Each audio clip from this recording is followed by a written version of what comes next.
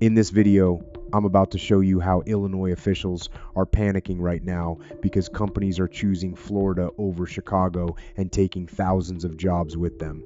You've seen the headlines, you've felt the frustration, but what's really happening behind the scenes is worse than they want you to know. These politicians up in Springfield in the Cook County building, they made a mess of things. They raised taxes, ignored crime, and drove out the very businesses that kept our families fed. And now, those companies are packing up and heading south to Florida, where the leadership actually wants them there. This isn't just about politics. This is about your neighbors losing work. This is about empty storefronts. This is about the middle class getting squeezed again, and I'm fed up with it. Let me show you exactly what's going on. Let's start with a company you know well, Caterpillar. Those yellow machines are an American icon. For decades, they were headquartered in Peoria, Illinois. Good, hardworking folks built those tractors. But back in 2017, Caterpillar moved their corporate headquarters to Deerfield, Illinois. They said it was for proximity to Chicago's transportation hub. That was the nice way of saying, we're staying in Illinois, but we're getting closer to the airport to leave faster. Then came 2022. Caterpillar announced they were moving their global headquarters to Irving, Texas. Not Florida, but the same idea, a low-tax, business-friendly state. The CEO at the time, Jim Umpleby, didn't mince words. He said Illinois' tax structure and regulatory environment made it hard to compete globally. In 2021 alone, Illinois raised corporate taxes by nearly 20%. That's according to the Illinois Department of Revenue. So a company like Caterpillar, which reported over $50 billion in revenue, saw the writing on the wall. They took 2,000 jobs with them, high-paying engineering and executive jobs. Those aren't coming back. And what did Illinois officials say? Governor Pritzker stood at a podium and said, Caterpillar's decision is about their own internal strategy, not Illinois. That's the kind of nonsense that makes me see red. They blame the company instead of looking in the mirror. A friend of mine, retired machinist from Peoria named Bill, told me they sold us out for a few extra tax dollars from Chicago. Bill's right. Now, this one really gets under my skin. Ken Griffin. He's the founder of Citadel, a massive hedge fund. For years, he was Illinois' richest man. He gave money to museums, to hospitals, to the Art Institute, but he also got tired of the crime and the taxes. In the summer of 2022, Griffin announced he was moving Citadel's headquarters from Chicago to Miami, Florida. Not just a satellite office, the whole thing. About 1,000 jobs with an average salary of over $300,000 each. That's $300 million in annual wages walking out the door. Griffin didn't hold back. He called Chicago a city in crisis. He talked about how his employees were afraid to walk to the train. He said the state's pension debt, over $130 billion by the way, is a tax bomb waiting to go off. And he's right. The Illinois Policy Institute, a nonpartisan group, reported that the average Illinois household pays over $6,000 a year just to service the state's debt. That's not fixing roads. That's not helping schools. That's paying for past mistakes. When Griffin left, Illinois officials panicked. Mayor Lori Lightfoot, before she lost her job, said, "One billionaire doesn't define Chicago." That's what they said publicly. Privately, I bet they were sick to their stomachs, because when Griffin left, he took his 9-figure tax bill with him. And now, Citadel is building a massive new campus in Miami. They're hosting conferences there, they're hiring Floridians. Meanwhile, Chicago's financial district looks like a ghost town after 5 p.m. This one hurt. Boeing, the company that built the B-17, the 747, the very planes that connect the world, they were in Chicago for over 20 years. Their global headquarters sat right on the river, that beautiful building you see in all the postcards. But in May 2022, Boeing said, we're moving to Arlington, Virginia. Not Florida, but again, the same logic. They wanted to be closer to Pentagon and federal regulators. But the real reason, the one they whispered to investors, was the business climate. Here's the data.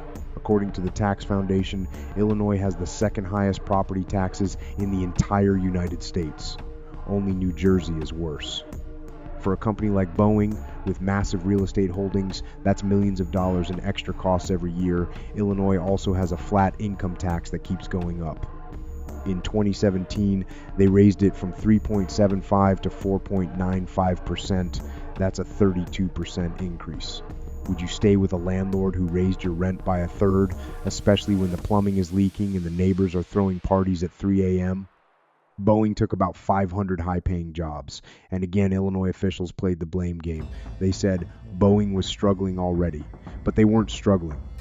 They were profitable. They just didn't want to be in Illinois anymore. And you know who suffers?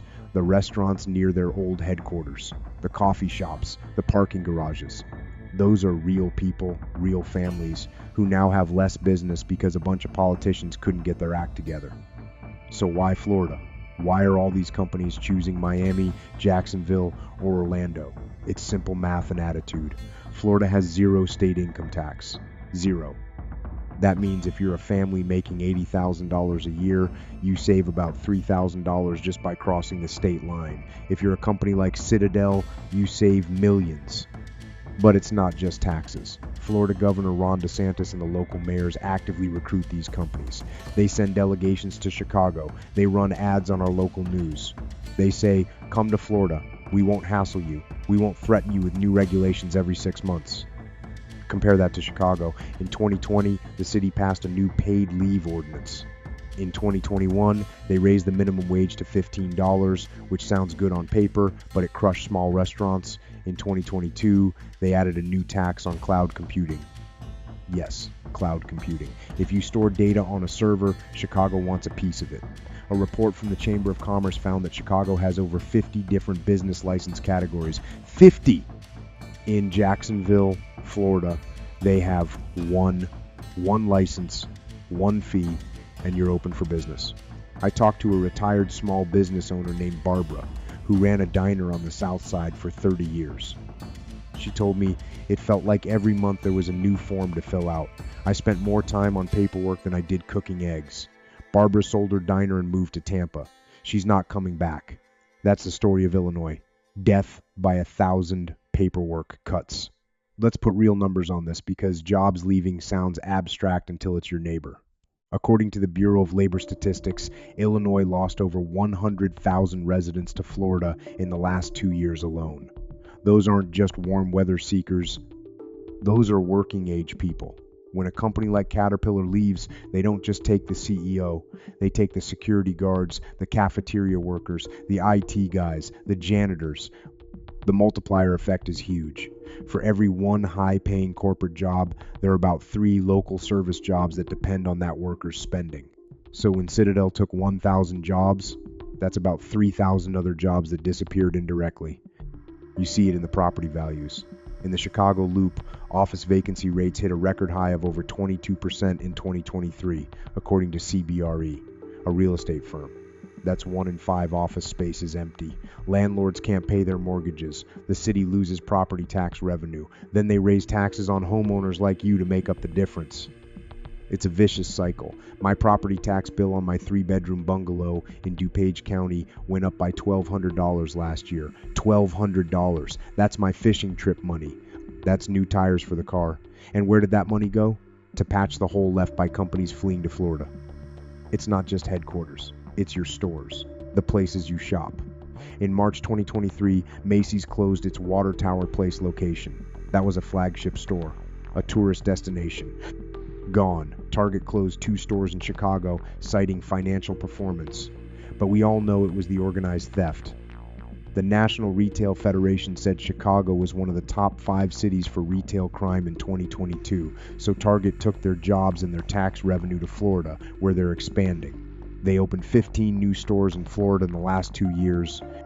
Even Walgreens, a company founded in Chicago, is pulling back. Their corporate headquarters is still in Deerfield, but they've closed over 150 stores in Illinois in the last 5 years. Meanwhile, in Florida, they're adding stores. Walgreens CEO Rosalind Brewer said on an investor call that they're reallocating resources to growth markets. Florida is a growth market. Illinois is a maintenance market at best. You feel this when you drive down Commercial Avenue, boarded up windows, for lease signs everywhere. It breaks my heart. My wife and I used to go downtown for dinner and a show. Now, we don't want to deal with the traffic, the parking fees, and the chance of our car getting broken into. We drive to a suburb, or we stay home, and the city loses again. Watch the press conferences. It's the same script every time. Mayor Brandon Johnson, who took over after Lightfoot, says, "We're committed to equity and community-based solutions." Governor Pritzker says, "Our economy is strong, and these departures are anomalies." But the data says otherwise. The Illinois Department of Employment Security reported that while the state adds jobs, they are largely in low-wage sectors like hospitality and healthcare. The high-wage, high-productivity jobs in finance, manufacturing, and corporate management are leaving for Florida. They also love to blame the other party. Pritzker blames Trump's policies. Johnson blames the previous mayor. It's always someone else's fault. But you and I know the truth. They passed the Fair Tax Amendment, which failed miserably because we saw through it. They tried to raise the estate tax. They keep adding fees on everything from plastic bags to streaming services. And every time a company leaves, they say, "Good riddance." That's not leadership, that's arrogance. A retired union electrician named Joe told me, "I voted for these guys because they promised to help the working man." But the only working men I see getting helped are the ones moving to Florida. Joe's son just moved to Orlando for a job with a defense contractor. He's an electrician, too. He said he doubled his take-home pay because of lower taxes and cost of living. Illinois trained him, and Florida got the benefit. That's the tragedy. Here's the ugly truth that Illinois officials won't say on camera. The state is trapped by its pension debt. They owe teachers, police, and state workers over $130 billion. That's $130,000 million. Every year, about 25% of the state's budget goes just to pay for old promises. That's money that could go to fixing roads, lowering taxes, or attracting businesses. Instead, it goes to bondholders and retired workers. And I'm not blaming the retirees. They earned it. I'm blaming the politicians who spent the money on other things and never funded the pensions. Because of this debt, Illinois has the worst credit rating of any state. Moody's has them at just one notch above junk status. That means when Illinois wants to borrow money for a project, they pay higher interest rates. That cost trickles down to you in the form of higher taxes. And companies look at that and say, if the state is this bad with money, why should we invest here?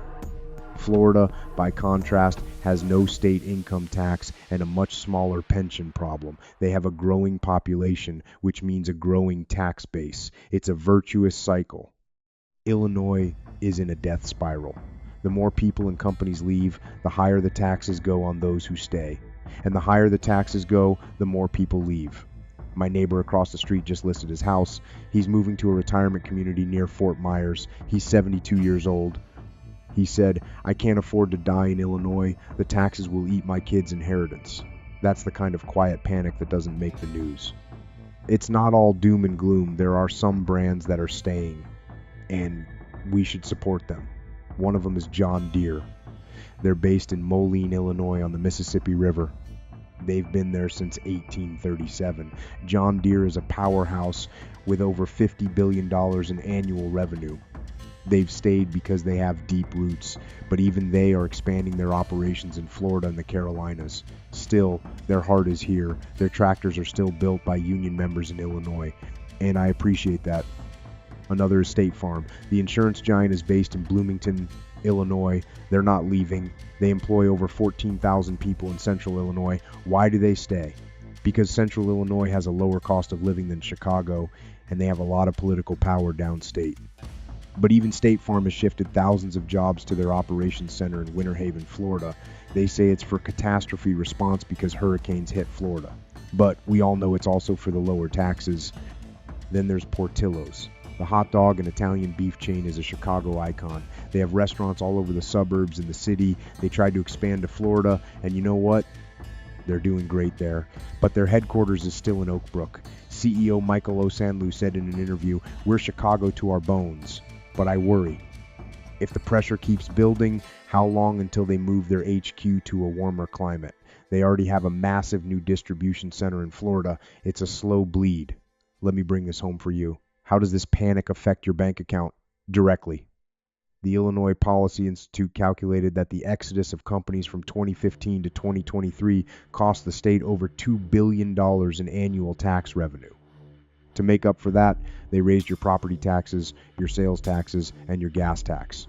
In 2019, Pritzker doubled the gas tax. It's now over 39 cents a gallon. That's on top of the federal tax Every time you fill up your Buick, you're paying for the mistakes of politicians. And what about your retirement? If you have a pension from a private company that left, you're fine. But if you depend on the state's economy for your 401k or your investments, you're losing. The bond market is pricing Illinois debt as risky. Banks are charging higher interest for small business loans. The whole system is creaking. Here's my advice. If you're retired and thinking of staying in Illinois, you have to adapt. Shop at local stores like Jewel-Osco instead of national chains that might pull out. Support companies like Ace Hardware, which is based in Oak Brook and is actually growing. They're a co-op, so they're owned by the local store owners. That's a model that works. And for heaven's sake, get involved. Go to a town hall meeting. Ask your state representative why they aren't cutting spending instead of raising taxes. Because if they don't change something soon, there won't be any companies left to panic about. They'll all be in Florida sipping orange juice and laughing at us. That's the reality. Illinois officials are panicking because they created this mess. They raised taxes, ignored crime, and drove away the good jobs. Now companies are choosing Florida, and we're left holding the bag. Don't let them off the hook. Share this video, talk to your neighbors, and if you can, vote these bums out. Because you deserve better. You deserve leaders who don't panic. Leaders who plan. And right now, we don't have either. Stay smart, stay frugal, and I'll see you in the next one.